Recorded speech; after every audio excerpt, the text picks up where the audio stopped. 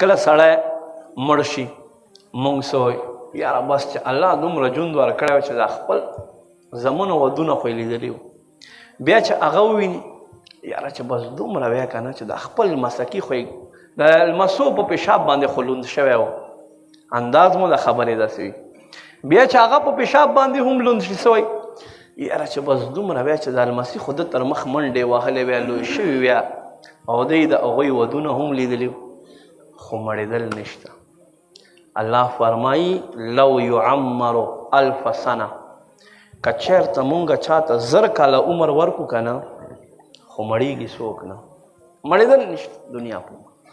نو امام غزالی صاحب فرمایي انسان دا زړه چې خرابېږي 4 شیزونه دي په هغې کې یو شیز اوږده امیدونه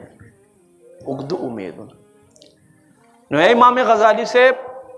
دا امیدونه به په څه ختمو د دې توړ راته وښایه چې مونږ دا امیدونه مو ختم شي فرمایي حضور حدیث په درته یاد کما فرمایي الله محبوب فرمایي که تاسو د دنیا امیدونه ختمول غواړئ بیا تاسو مرګ ډېر یادوئ الله محبوب نه قربان شما خو جنتی دی د حضور په صدقې به مونږ هم جنت ته ځو ټول امتیان به د حضور په صدقې جنت ته ځي خو دومره بیا مرګ یادولو یو مقام باندې بیبي عایشه فرمایي چې حضور قدم اخیستو وی ما د الله په ذات باندې قسم زه الله نه یریږم داسې نه چې زما به دا قدم اوچت کړی نه وي او ما ته مرګ رانشي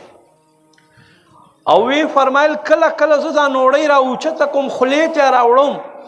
نو زه وایم چې دا نوړۍ به ما له خولې نه حلق نه تېره شوي نه چې ما ته به مرګ راشي محبوب به دومره مرګ یادولو حضور فرمایي سوره هود او 10مې سپارې سوره انفطار او 2 سورتونو فرمایي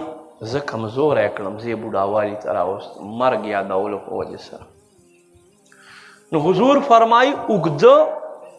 خواهشات چې دي هغه به تاسو مرګ په ذریعې سره څه شی کوئ